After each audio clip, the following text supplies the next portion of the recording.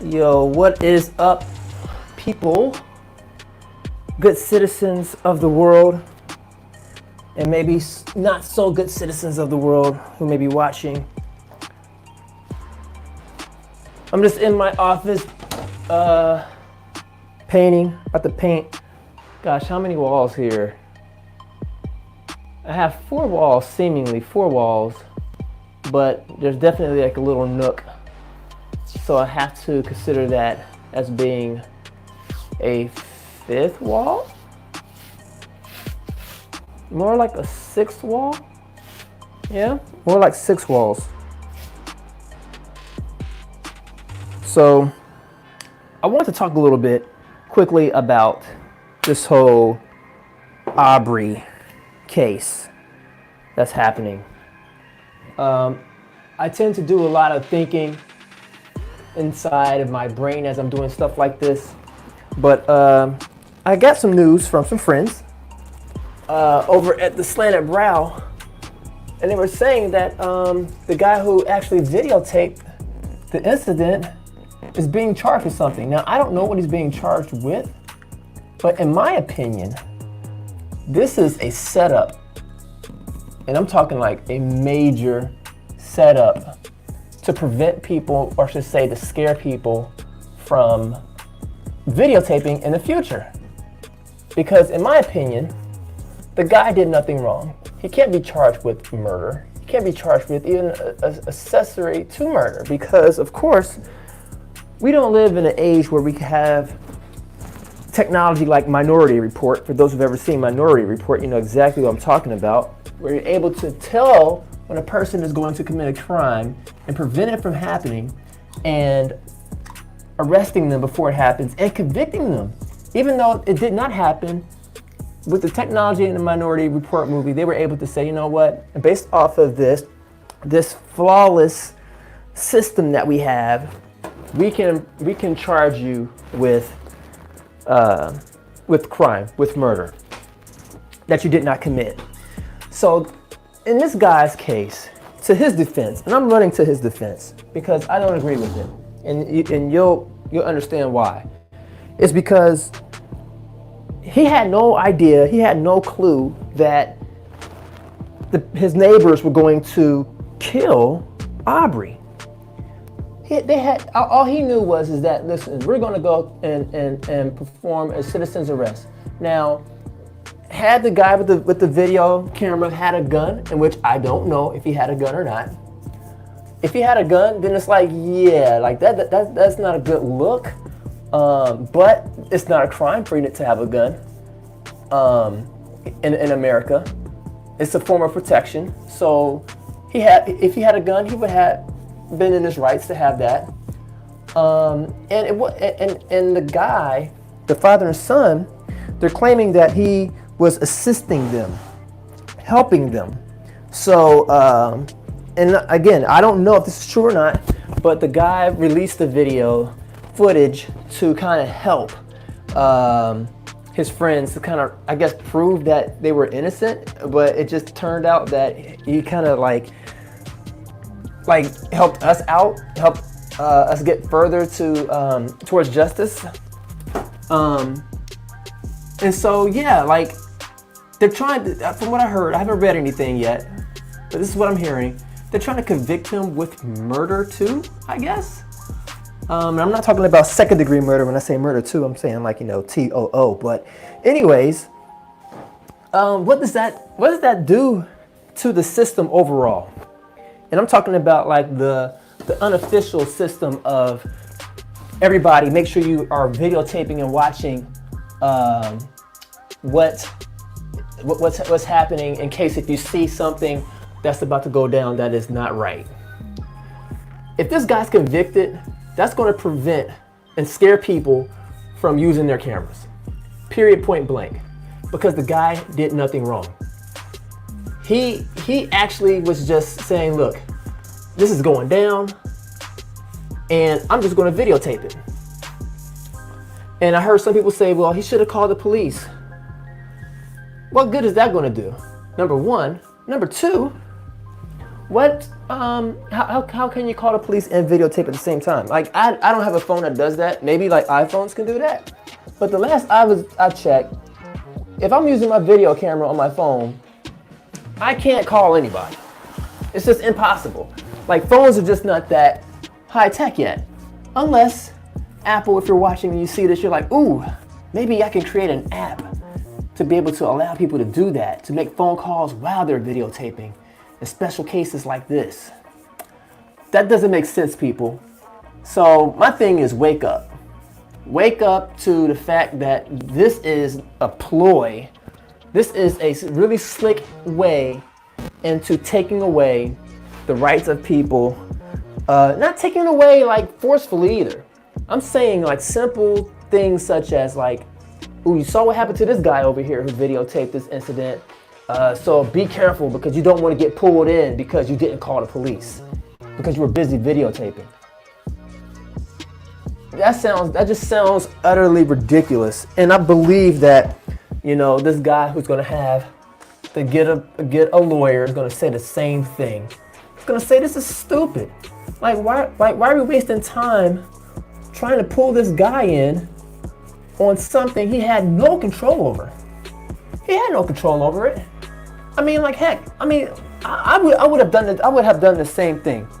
You know, had there been some type of way for me to be able to intervene and videotape at the same time, yes. But in the case of seeing Aubrey go down the way he went down, it's sickening to my stomach to think that they're going this route to hush people in the future from videotaping, because that's exactly what's happening.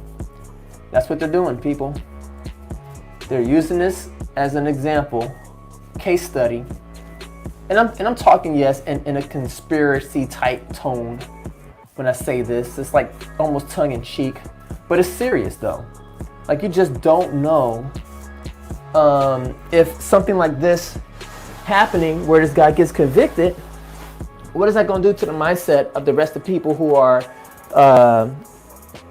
who are in the world who may come across some type of craziness? And we see it happen all the time. You know what I'm saying? We see, I mean, World Star, oh my gosh, like, I ain't gonna say the whole culture is built off of that, but, you know, how many times have you seen fight videos, people watching fights and stuff, and the people are videotaping it, and it's like, well, they didn't throw the punches. Yeah, it's kind of foul that they kind of stood there and videotaped it, kind of, sort of. Like, it's a little different, but it's still kind of the same.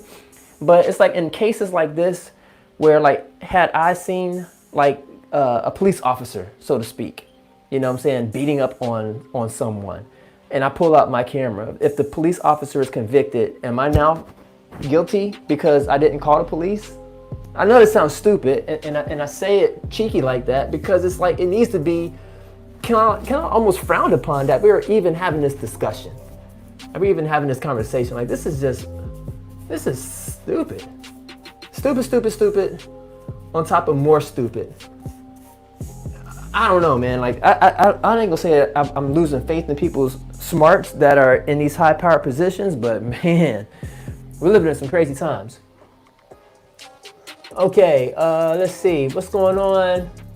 Antone says, art like always, artist, loved one. Okay, he could if he knew what was going down in a video was a trophy, all about what you can prove. True, and that is true, but that's such a stretch from just looking at this as on the surface, you know. And let me put that up. I think that was a good point. But yeah, I mean, for him to say like this is a trophy video, then you have to prove the fact that like how did he know that this was going to be a trophy? You know what I'm saying? As like smut film, you know, if you're familiar with smut, filming death, you know what I'm saying? Like just videos of just horrible incidences, especially murders, just on video, and people just get off on that type of stuff. That would be kind of hard to prove. And then Tony Winstead, he says, it all comes down to intent. Just like driving someone around and a passenger commits a crime. If the driver doesn't call the police or make a report, when and if he can, then he is an accessory to the fact. Now, that I'm gonna stop there and talk a bit about that, because I disagree with that law. Because even though there's been many times people that I know, I should say a person that I know, wasn't even an accessory to the act, was just simply just driving. And it's like, and you pick up somebody, it's almost like if you're just an Uber driver, right? And I'm pretty sure they may have some type of, loopholes or bylaws within Uber, but it's like if you go to pick somebody up and you don't know that they committed a crime and you're taking them to somewhere, are you therefore an accessory to the crime? No, you're just minding your own business, driving, doing your job. Therefore, it's the same thing when it comes to a friend. I am not solely responsible, and you're not solely responsible for my actions. So like if I told you without you knowing that I committed a crime and I need you to come pick me up, drive me across town real quick. You're my boy. So you're gonna do that. You're gonna drive across town, pick me up, take me somewhere, and drop me off without even knowing that, yeah, you helped get me away from a crime scene that I just committed. And yes, it's going to be reported in the police report that, yeah, Tony Winstead drove so-and-so at this time. And so you're going to get pulled in some mess. So now they're going to be looking at you like, well, did you know? Did you not know? And it's like, well, you know what I'm saying? Like it gets really, really hairy, and it's a mess. It's like this is a mess. In my opinion, they should leave the guy alone. You know what I'm saying? He didn't pull the trigger. To my knowledge, he didn't have a gun. He was told that, hey, come help us apprehend this guy. Now, if the guy says, I didn't see the father and son have any weapons, I just was like, yeah, sure. Let me jump in my car and let me ride over and let me help follow. That guy's not responsible for the father and son's actions. Just like how for real, the father is really not responsible for the son's actions. And I really think that all the weight, a majority of the weight, should be on the son, who was the driver, who had the shotgun, who got in an altercation, who pulled the trigger, who killed Aubrey. It wasn't the father. The father had his weapon on him, which again, proven by the Constitution of America, that is not a crime. Not a crime. So he may get a slap on the wrist, and plus with his background, he's definitely going to get a slap on the wrist. So we already know that he's going to quote unquote get off. The son, on the other hand, he's the one that's going to get hit with the heaviest penalties.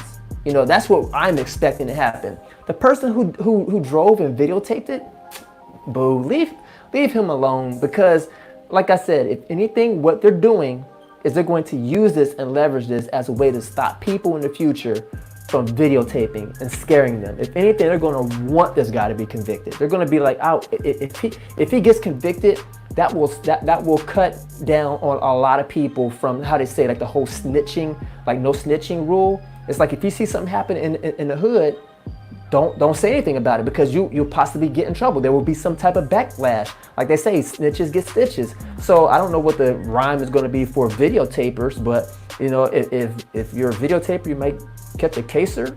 I don't know, but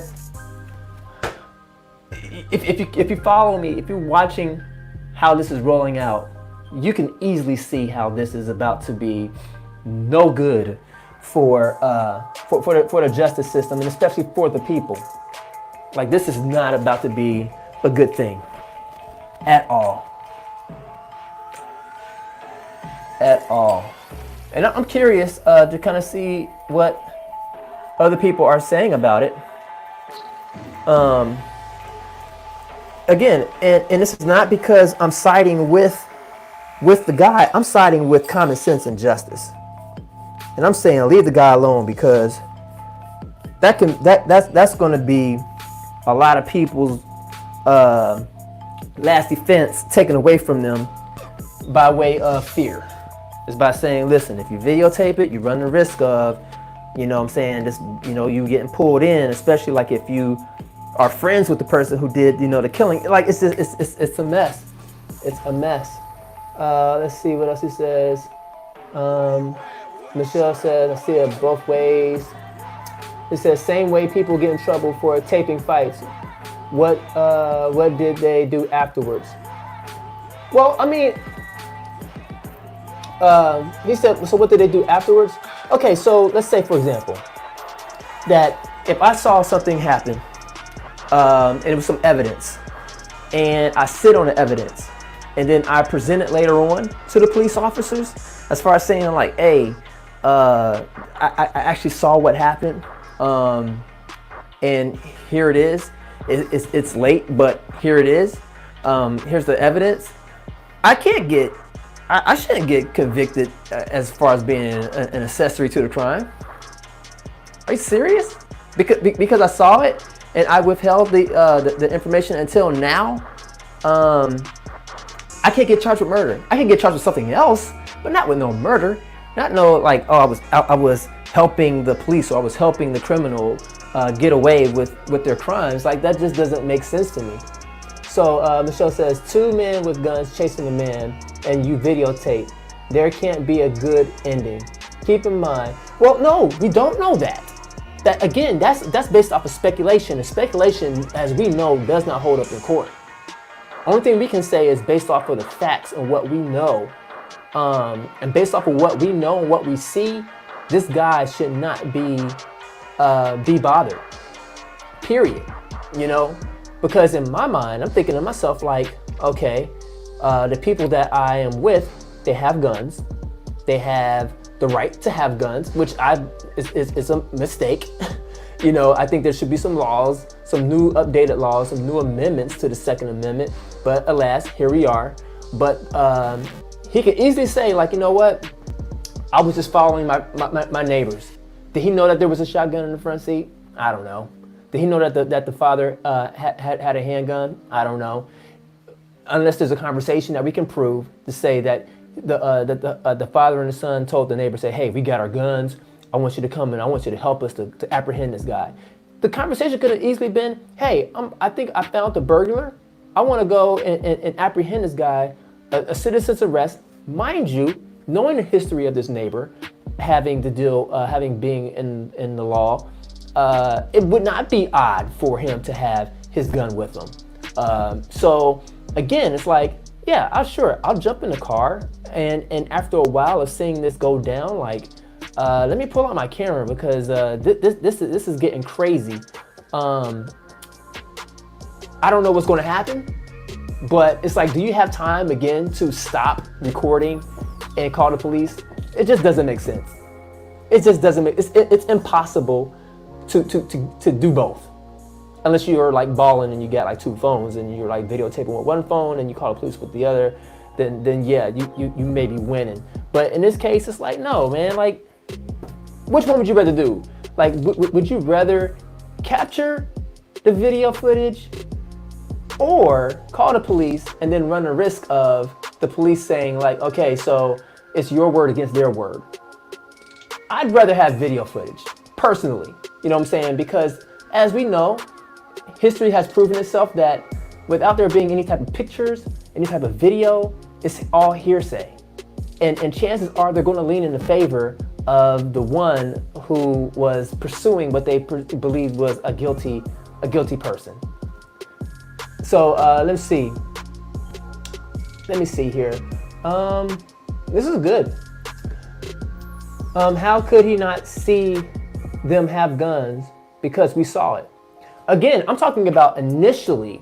I'm not talking about after the fact, because we're talking about leading up to the incident where we're supposed to believe that's when the videotaping started. Because as a cinematographer, I know all too well that you can edit a video and you can cut it short. You know what I'm saying? You can edit something down and you can twist it however you want it to be. But based off of what we know, based off of what we see, it's again, how did we don't know the conversation. Did we know that the guy that was driving the car and videotaping, did we know without a shadow of a doubt that he knew his neighbors had guns on them? We can't prove that. We can't prove that. We can't prove it. And therefore, I believe that with what we have, his lawyers is gonna blow through his portion of the case. And this guy's just not gonna get off, but they're gonna leave him alone. They're gonna wind up having to leave him alone. Because if they push it any further, again, it's gonna make it look as if like people who videotape from this point forward run the risk of being pulled into some mess that you had no idea how deep the rabbit hole was going to get. All right, so Greg says, he said, Bernard, let's get real. The guy that shot the footage knew the McDaniels and was the backup person. Gave the McDaniels the footage and they started posting it. The daddy was on the scene and pulled his gun to make sure Aubrey was dead. So I'll say this to you. You are out of touch with reality because you have a constitutional right to be the press and be free to do your job. If you care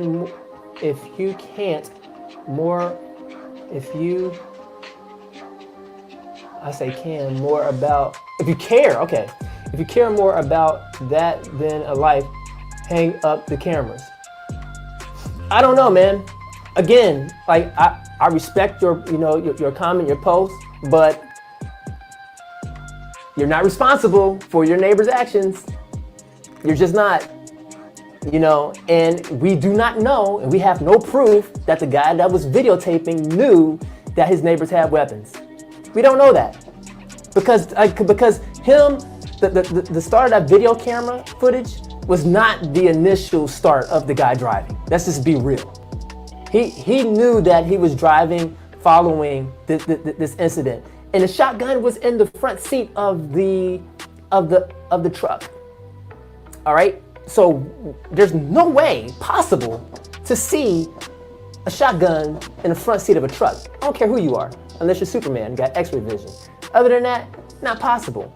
Now, to be able to see and say that, yeah, I saw that the father had a shotgun, had a handgun on him, is that an offense? Does that prove that he was going to go and murder him? We don't know that. We can't prove that. We can't ask this guy and be like, did you know that the McDaniels was going to pull out a shotgun from the front seat? No, of course not. Did you know that the McDaniels was going to have a handgun and pull it out to shoot this guy? No, of course not. Of course not. So you cannot, and again, the father did not shoot him. It was the son. So again, it's like I said, the lawyers are going to eat this case alive. They're going to eat it alive, and we're not going to hear about it anymore unless, again, if he loses, you're going to have a whole discussion that we're having right now, which is, should we be videotaping or should we be calling the police? If somebody sees me having an altercation with the police or having an altercation with some people, yeah, we're going to naturally call. But I believe also for some people who are videotaping something crazy that's about to happen or possibly happen or go down, it's like, man, I really got to make a quick decision. Should I be videotaping this or should I be calling the police? We see what calling the police has been doing for us. I mean, look at the George Zimmerman case. I mean, wouldn't you have loved? I would have loved to have video footage of that incident going down versus somebody on the phone hearing somebody talking to an operator talking about some. Yeah, I see two people fighting in the backyard, and it looks like this. Da da da da da. That's hearsay, and that's just my opinion. That's a good point about videotaping having adverse actions in the future. Yep. Bernard, let's get real. Okay, so you said that already about the backup person.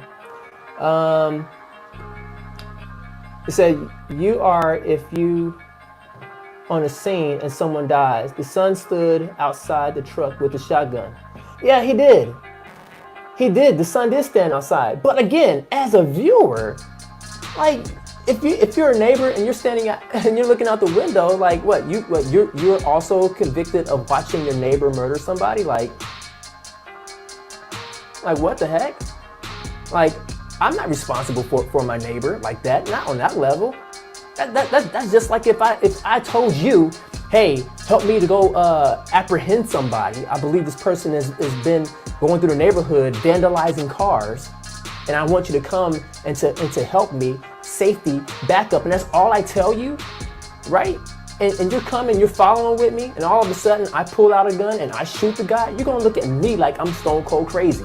And you're gonna look at everybody else who's stone cold crazy that's gonna look at you and be like, dude, you're an accomplice to murder because you happen to be out with this guy, Bernard, and he pulled out a gun and shot this guy, and you were with him. That's what we're talking about.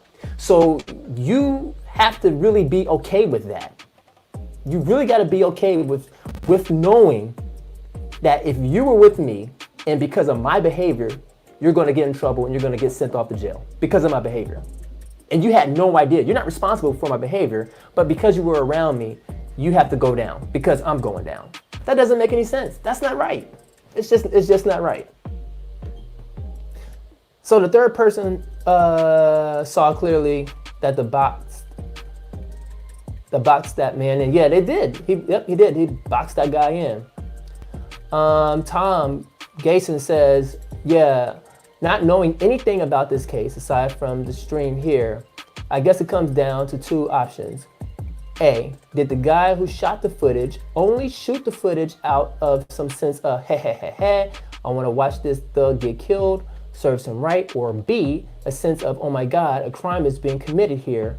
I know that calling the police right now is less valuable than recording the incident, which I can see, given like, for example, with Harvey Weinstein. I agree with that. And that's the point that I'm trying to prove. That's what I'm trying to convey here and trying to help people understand is that we are living in a time where this is like the first that I know of where a guy who's videotaping something like this is about to get drugged down as if like he was the one that pulled the trigger. That to me is scary. He wasn't just with them. If you participated in a felony and someone dies, you are responsible. Well, see, he was just with them because, and we can't prove that.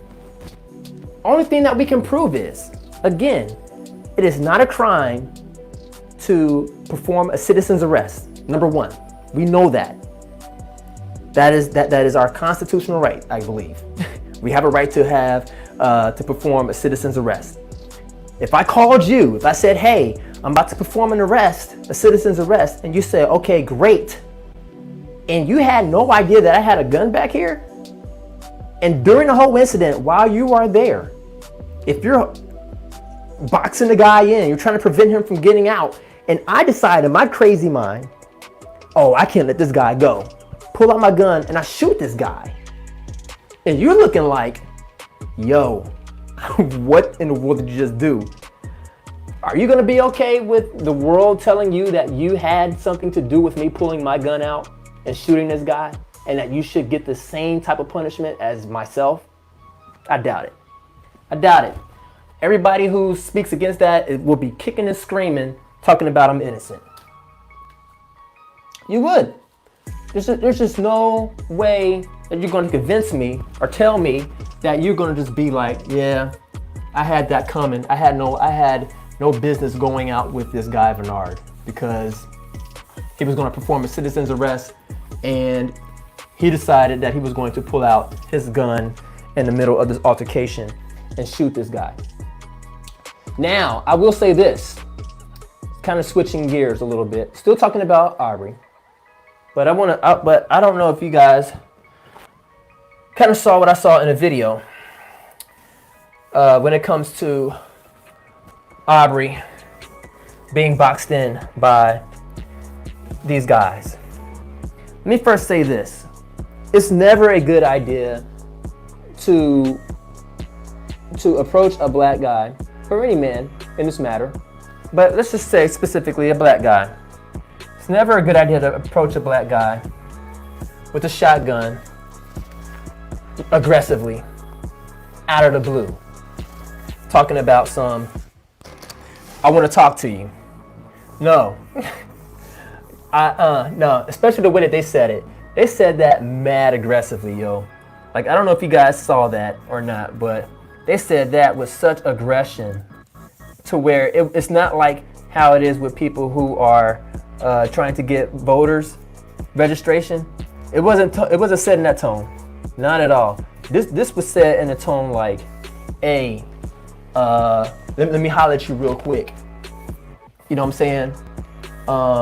Go get the rope real quick. And knowing our history, when Aubrey was approached like that, he acted accordingly. Like, it wasn't strange to me that he behaved the way he did. And you're probably asking, well, what did he do? Go back and look at the videotape, and you will clearly see that from where the son was standing on the driver's side of the vehicle, Aubrey avoided the conflict because he's like, I don't want that smoke. This guy has a shotgun. He talking to me crazy. I don't want any of it. So he runs on the opposite side of the truck. And when you go back and you look at the video, you see that just as he crosses the front side of the truck, Aubrey actually goes towards the son aggressively, as he should have, because he went into fight or flight. And I think he ran it through his mind. He said, you know what? I tried to flight and it ain't work. It ain't work. These guys are on me. So now I gotta fight. Those were his two options. Those were Aubrey's two options. And Aubrey chose first to flight. He chose to run. And then he was like, you know what? I gotta fight. Because if I keep running, I fear for my life. These guys are going to kill me. And that's what he believed. And so therefore, he lunged at the guy, the son, and that's when the altercation got physical. The altercation had already begun, verbally. Like that's when it started. Like you just don't do that. You know what I'm saying? Not in that fashion. Not with no shotgun and stuff. Talking about you getting out the car. Are you freaking kidding me? You know what I'm saying? I don't know if it was the son's intent to, I'm going to kill me somebody today. I don't think he woke up with that on his mind or saw that as an opportunity. But come on, people. When you have a gun, a gun is built for one thing, mainly, and it ain't to look good. It's built to kill. It's built to destroy. So he stepped out of that car, to my knowledge, with that mindset of like, man, I'm here to destroy. I'm here to take somebody out. They did not. Let me see. They did not have the right to perform the citizen's arrest, which is why they were arrested. Exactly, yes, and I totally agree with that. They have, now let's get this straight, just to make sure. They were wrong for performing a citizen's arrest. Citizen's arrests are legal, but they did not have the right to do it. They had no right to be able to do what they did. Now, I can tell you this, they did have a right. If they wanted to, they had the right to be like, hey, can I talk to you without the guns, minus the guns? They had that right, you know what I'm saying, to be able to start a conversation with someone. And of course you do it respectfully. You just don't sit there and just be all like, you know, again, like the Wild Wild West, like, hey, let me holler at you, boy. Not like that, but it's like, yeah, if I see somebody, a stranger or whatever, I have a right to talk to them and ask them whatever I want to ask. And they have a right to ignore me. They have a right to avoid me, just like Aubrey had the right. He said, you know what? Nah, I'm good. I don't feel like talking. Not today, y'all. And they kept it moving. Now we're moving into harassment. It's like, no, you're not. Now, if I can't get the message that you don't want to talk to me, and I keep persisting, now I'm harassing you, and that's not cool. That's never, ever cool. I'm gonna go ahead and look at some more messages here. See what you guys are saying. This is interesting though, really. I mean, you think about it.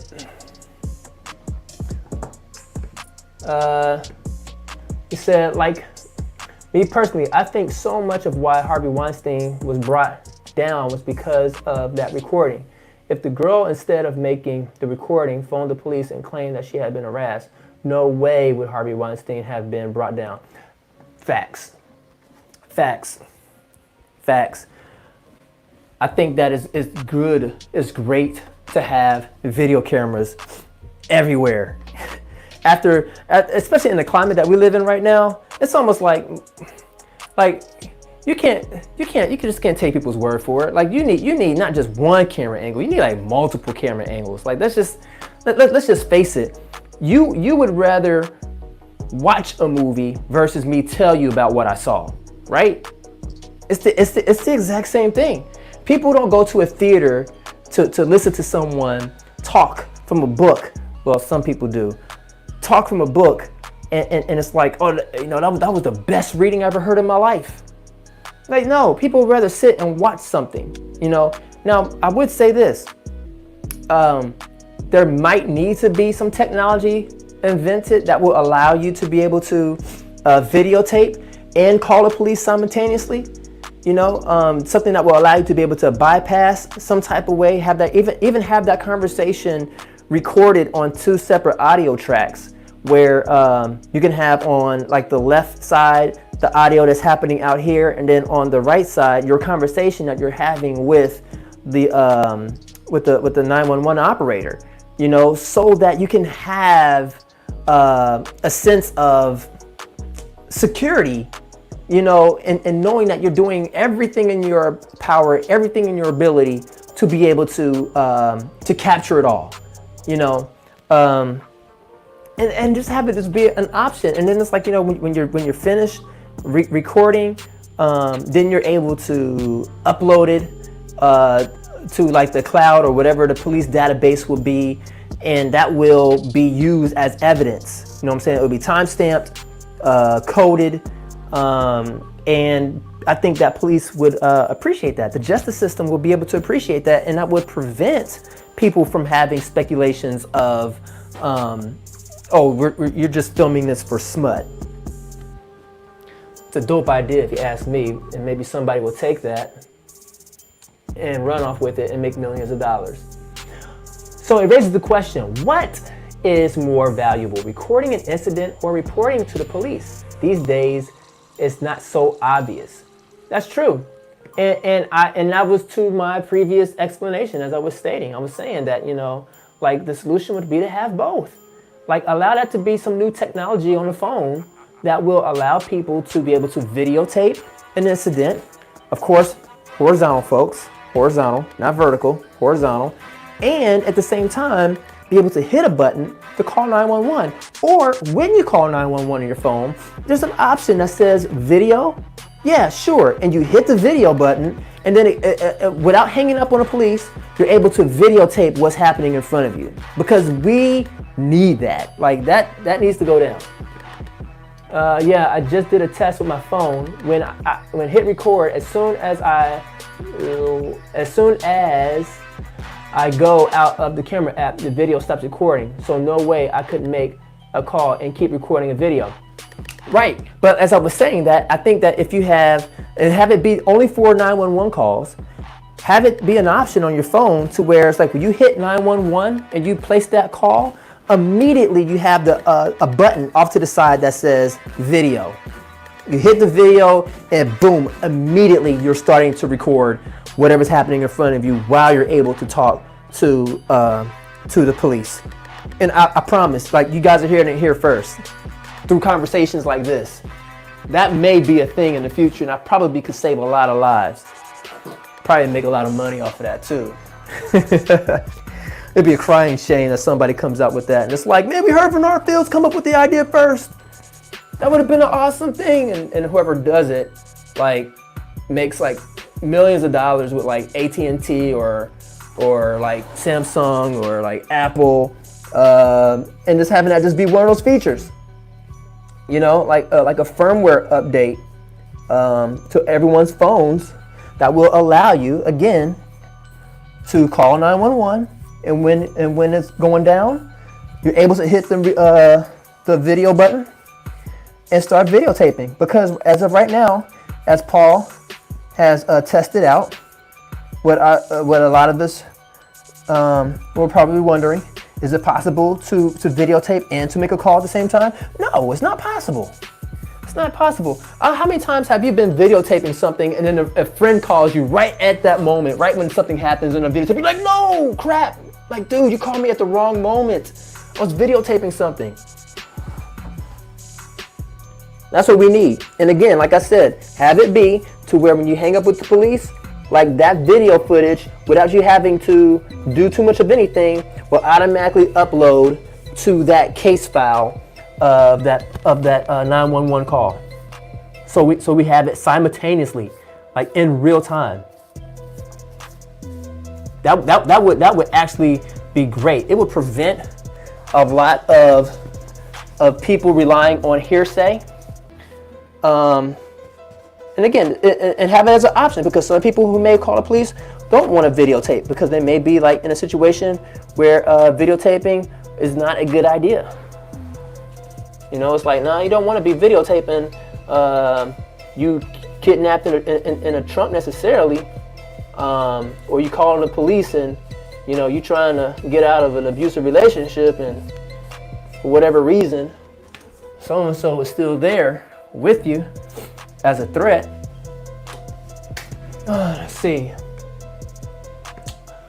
Actually, I think there is an app. I need to do more research into it, but as far as I know, it's like a live stream app which keeps the VOD online, and you can go outside of the app and do other things like make a phone call. Nice, while the stream continues. The advantage being the stream video is stored in the cloud, so even if someone trashes the phone, the data is still backed up. That's beautiful. Like that needs to be a thing.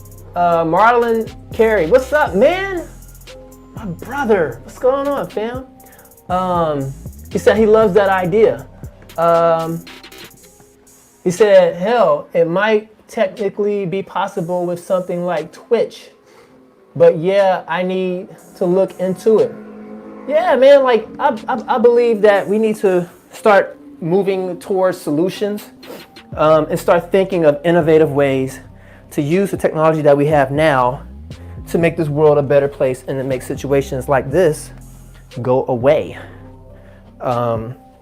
Because again, it's unfortunate that we're having these discussions, but we have to have these discussions in order to be able to come up with solutions and to move forward. And then from this point forward, continue to do more forward thinking. Start thinking more in the vein of prevention, not reaction situations where we actually react to cases. We got to be proactive. That's the word I was looking for. We got to be proactive. Hold on, I'm just stepping away, guys. About to throw away something real quick.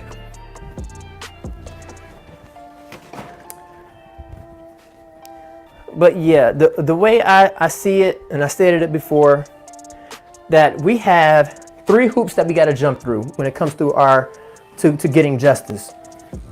Hoop number 1, or I should say loop number 1, is first you got to get people charged. You got to charge them. Then after you charge them, then you got to get a conviction. And conviction is not justice. Justice happens upon sentencing, because I'm not going to be happy with a conviction. You saw that with Trayvon Martin, and we still see it happening with many other cases today, where you get a conviction, but it's like, but if the sentencing doesn't match the actual felony, then it's like we got a problem. We have a serious problem. And that problem stems from human error, and it not being balanced. For some odd reason, I don't know, because I'm just not a historian, but we have like this history and this present of, you know, people wanting to give mercy as they see fit as judges. And we know we believe in having mercy where mercy is due, and we're grateful for it, especially when it's given to ourselves when we're wrong. You know, whether it's speeding and you're like, I didn't know I was speeding, and the cop says, all right, I'll let you go this time, but hey, watch your speed. You know, cases like that, we love it. You know, but I think that there's times where it's like, you know what, you just gotta lay it down and just be like, this is the law. Like, and not only is it the law, this is the sentencing that goes along with, if you break this law, this is what's going to happen. No ifs, ands, or buts about it. But when you're having these different states, they tend to, it tends to not be balanced. Like, you could commit a crime, the same crime in one state, go to another state, and it's like, depending on the judge in that state, you can get a light sentencing. And that, to me, is not justice. To me, I feel like that there just needs to be like a law, regulation book. That's like, if you do this, then this is going to happen. Like, without mercy or anything like that. You know, like this, it's just, it has to be along this type of conviction. And that is the human error that I see. It's a mess. It's a mess, folks. See what you guys are saying, if anything. Nope, you guys are not saying nothing. But yeah, for those who are still sticking around, I thank you guys for watching the show. I'm just gonna continue to keep, listening to music here and painting, and just kind of open discussion. What is going on in you all's lives, especially with COVID-19, this whole lockdown thing, y'all. How you guys holding up? I'm gonna share with you something that I heard a friend tell me. He said he heard a pastor say this, and this was brilliant. He said that he will open up as if nothing is happening as soon as the White House opens up. Once Trump opens up the White House, then that's when we could go back to everything as normal. But until then, nah, bruh. Nah, sis. Things ain't good until the White House is good. So watch the White House. That's when you know everything is A-okay. When the White House is operating as normal, that's when we should be able to be like, all right, y'all, I think we're good. I believe we're good. But if the White House is still like, no, we're still gonna be doing some testing before you walk into our building, we ain't good, y'all. We are not good. Because all it takes is just one. Because that's all it took, was just one. It wasn't a complete like outbreak out of the blue with like tons of people. This was like small cases of people like come into contact with this COVID-19, which is scary because it's like we don't have a cure. Things are not normal. And we don't know, even though it's going down, we flatten the curve. That's only because of social distancing and what we've been doing. Like that seems to work. Like we're able to get ahead of this monster. But as soon as we pretend as if like because we was able to flatten the curve, that this has gone away, COVID did not go away. It's not gone. It just takes one outbreak, y'all. It does. Like, think about that. Like for them to say, okay, so now our numbers are down. Everything looks to be good. We could go back out to the restaurants, folks. Without a vaccine, mind you. Let me say that. We could go back out to these restaurants. We could do all these things. And then somebody who happens to have the virus, come in contact with all those people as if it's all good. As if like, yeah, we can give dab. You know what I'm saying? We can hit the rock, as some people do still. Hit the rock. You know what I'm saying? We celebrating. We beat COVID. Mind you, the person who's going around hitting the rock got COVID, transferring it to all the people who ain't got no vaccine, because this what's gonna take, y'all. Like, it's not gonna just disappear. Like, you're gonna have to take a vaccine, period. If you don't take a vaccine, you come in contact with it, you run the risk. A chance. It's not a death wish, but you will get sick. You will have some strand of that COVID, and that's what I don't want to have. Anything to do with extreme environments that we're gonna sit around and pretend as if like it's all good. Like, yo, it's not all good. Just keep watching the White House. Keep watching the White House. As soon as the White House says, hey, it's all good, then we all good. Let's see.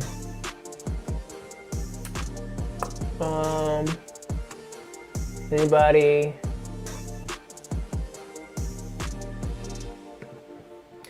Okay, he said, if you saw the video, you probably noticed that he moves his, he moves his phone camera off, away from the encounter several times. The impression I had when I saw that was not that he was doing that because he had poor control over the device. After all, he was driving slowly on a secluded drive. It appeared to me, and again, it's just an impression, that there were moments he determined that he should keep off the video. Yeah, I would say so too. That raised my suspicion a bit about what exactly he, the driver, was doing there at that location. Yeah, I was too. I was wondering. I was like, man, was this guy just at the right place at the right time, or like, how did this all happen? How did this all go down? I was curious about that, but turns out it seems like that he was called by the father to say, hey, I need your help to apprehend this guy. Now, that's all we know. We don't know if he was told, like, hey, I got my gun, my son got a shotgun, we got our truck, and we about to go get ourselves some vigilante justice.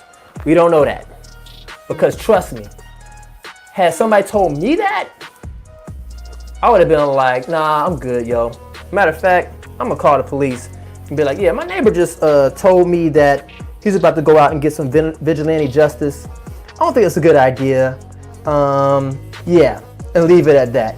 Or I'll call and be like, yeah, I'm gonna go watch my neighbor because he says he's gonna go out and get some vigilante justice, and I don't think this is a good idea. But I'm gonna videotape this though, you know, just as as for police evidence. I can see that. I think that would be the right thing to do. I think that when you call, I don't know, man, it's like, it's so fishy, because it's like the police were called by several people. And I mean, like, based off of three, I think it was 3 phone calls that were released. I know 2 for sure, but I want to say it was possibly a 3rd one. But that's wild. That's wild to see how this is all unfolding, and that we only got here because of the tape being released. So it's almost like a bittersweet thing. And what I mean by bittersweet is because some people are saying that he released the tape to kind of help come to his defense of his neighbors, to say, like, listen, like, they were out, they had their guns, they were performing a citizen's arrest, and Aubrey was the one that attacked them. Aubrey, as you could tell by the video, he was the one that attacked. Now, I will say this again, contrary to popular belief, Aubrey was operating underneath the fight or flight instinct. He chose flight. That didn't work. So then he chose fight. He was like, I gotta go for what I know when it comes to surviving, because these two guys are not leaving me alone. I'm out here minding my own business. I'm jogging. You know, I'm going around doing what other people do, such as checking out newly renovated homes or homes that are being built. I can't do this in peace. I can't do this in peace. This is wild. So, again, I believe, this is my prediction, the father's going to get a slap on the wrist. He might. And what I mean by slap on the wrist, I'm talking about, and to comparison what people may want. They're not going to be happy with this sentencing at all, because they're not going to be able to hit him with first-degree murder. They're not going to be able to hit him with first-degree murder. Now, with the whole negligence of him, like that's a whole nother thing by itself. I don't even feel like wanting to get into, because he had no right even chasing Aubrey down like that to perform no citizen's arrest. There was no crime that was committed. Speculation, that doesn't hold up. That don't mean nothing. So it'll be really interesting to kind of see what the son gets. That's who I'm interested in. I want to see what happens with him, because he was the one that pulled the trigger. Yeah, it wasn't the father. It definitely wasn't the video guy. The video guy, I mean, I would say wrong place, wrong time maybe, or right place, right time. Again, it's a bittersweet situation, because you're like, dang, that guy, you know what I'm saying? He videotaped it. He could have called the police. Well, shoot, if he called the police, you think we'll be talking and hearing about this case? No, it would be open and shut. Open and shut. Because going based off of the police report, he would have got off. So if anything, be happy. Be grateful that we have a videotape. And that's something, again, as I stated before, we need to have that be default technology in phones that allow you to be able to videotape after calling 911. That should just be by default. That shouldn't even be a question. Should you be able to videotape while making a 911 call? Well, of course. Of course you should. That'd be stupid not to. Like that's the type of response I want to hear. So somebody needs to call Apple, call somebody. As Paul was saying before, he said he believes that there's technology already out there that allows you to be able to do that, bypass it, and store video up in the cloud. That's awesome. But we need to make that default. We need to make that a default option to all phones. To all phones. And almost have that be like one of the questions asked when you're making a phone call. Is to say, like, you know, are you, the operator asks, like, are you videotaping this right now? And if no, it's like, you might want to videotape this, depending on what's happening. You know, if your cat's stuck in a tree, you're like, no, you know, you might not want to videotape that. My cat's stuck in a tree. Can you send the police to come get my cat down? You videotaping it, it's like, dude, okay. Like, turn off the video. You're wasting data and space, but I don't know. It would make great hilarious videos to watch of people using the app for stupid reasons during 911 calls. That would be like a new thing. Like, people would actually spend hours watching stuff like that. I probably would spend like maybe 30 minutes watching something like that, watching stupid people videotape their 911 calls. Yeah, my son his head is stuck in a chair. He was doing a backflip off the couch and landed on a chair, and his head's stuck in it now. That's when, as an operator, you should be like, yo, are you videotaping that? Oh, no, I'm not. You might want to turn your camera on, because that would make great content.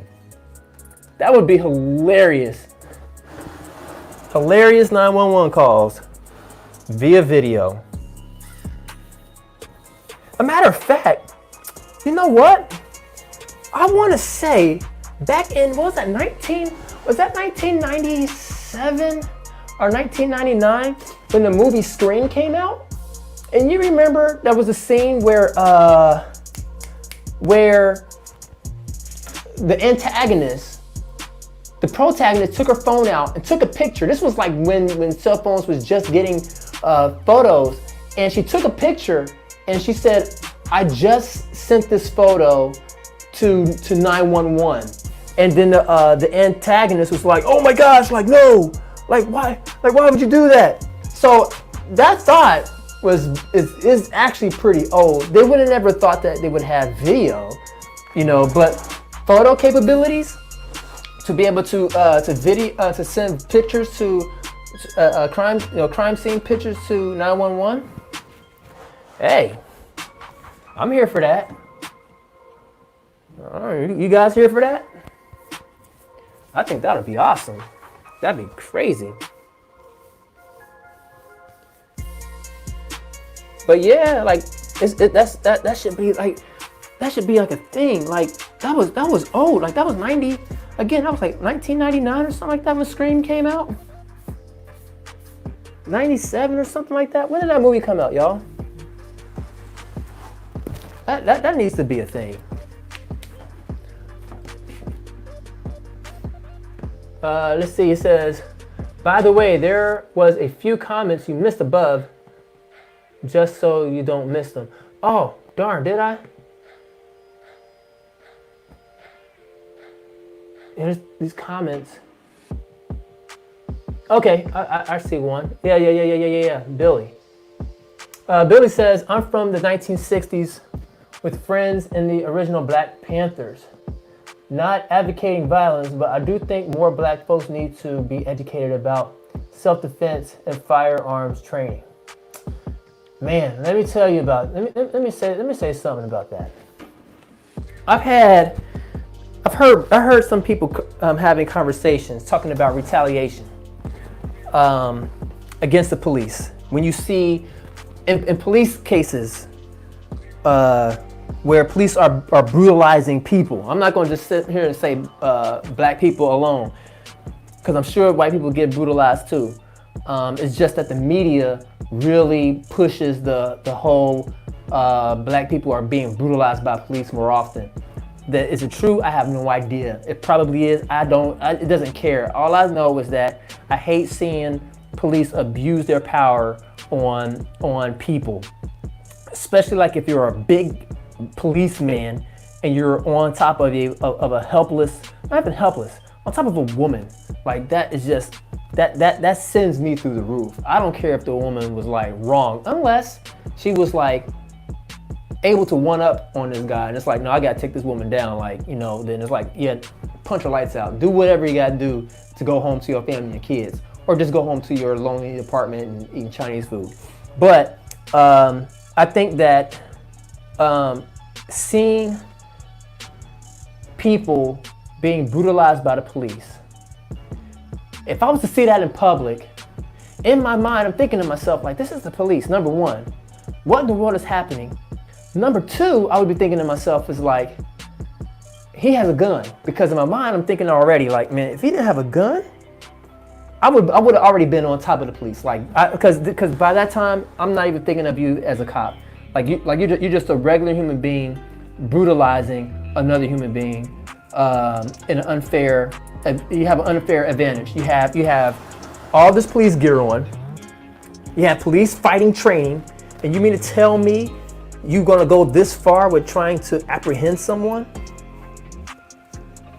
I just can't idly stand by and be like, yep, I'm good with that.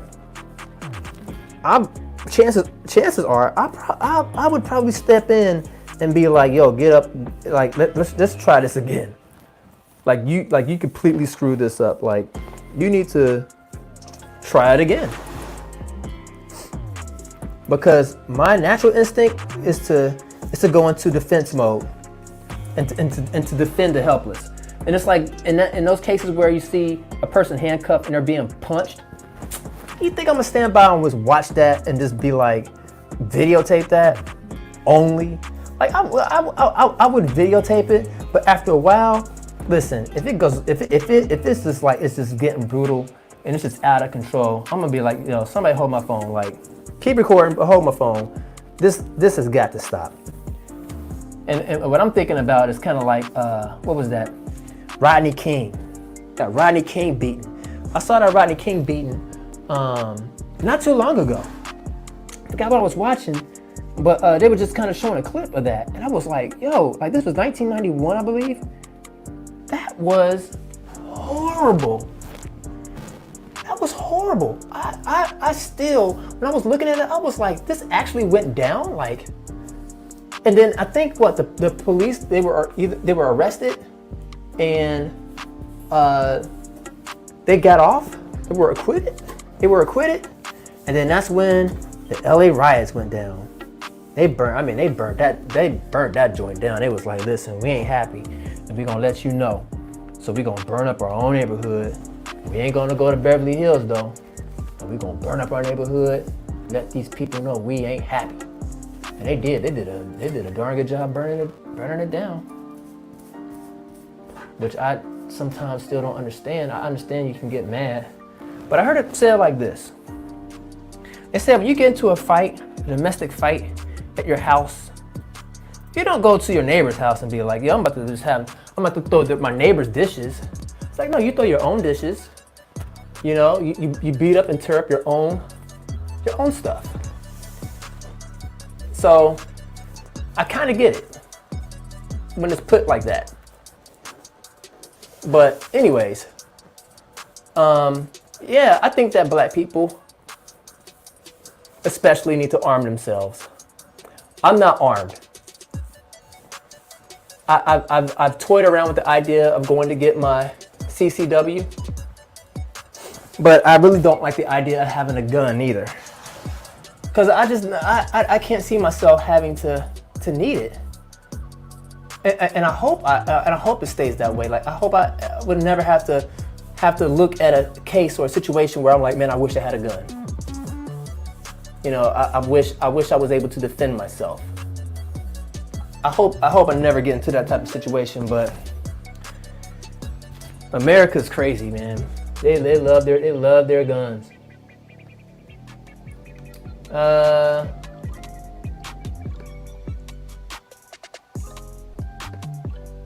He says, yeah, ultimately, the more technology advances, the more it will be easy to utilize it in regards to crime. Yep. So if anything, I think we're moving towards a good place in that regard. I believe so too. I really do. Anyway, man, I got a dash. This is Legmog from Twitch. Yo, all right. Catch you soon. All right, yeah. All right, Tom. Nice. So I gotta make sure that we stay connected, we stay friends. But what else is going on, folks? We've had discussions about police brutality. We've had discussions about citizen brutality towards other citizens and crossing the line. And, are you responsible for your friends' actions? I still say no. I still feel that there is definitely a gray area that needs to be re-explored.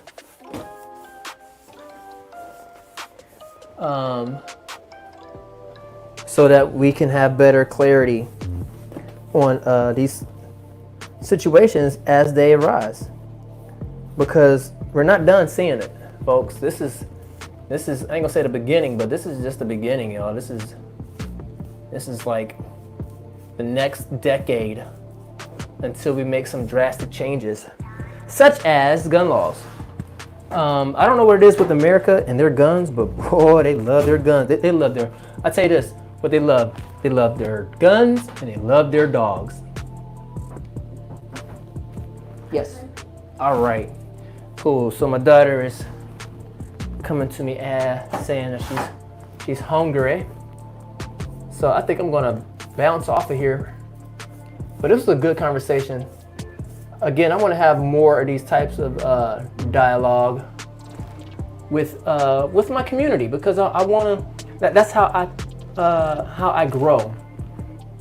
That's how I'm able to expand my thoughts, because I don't want to be in a silo. I love pushback. I love it when I hear people who don't sound like me, you know, because it makes me think, it makes me wonder, and like, okay, well, let's not continue to keep defending myself, being like, but I'm right.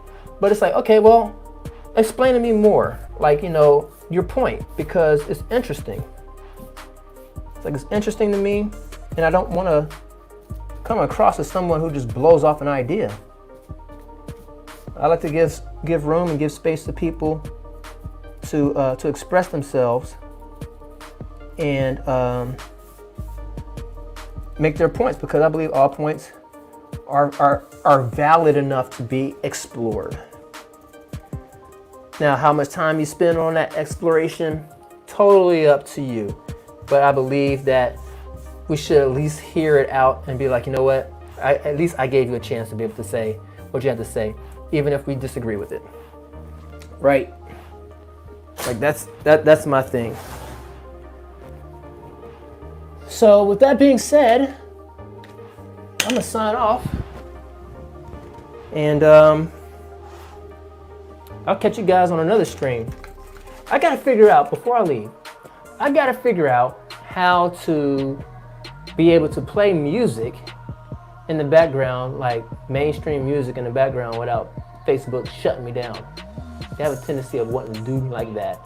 They don't do all other DJs like that, which is puzzling to me, but I'm like, you know what?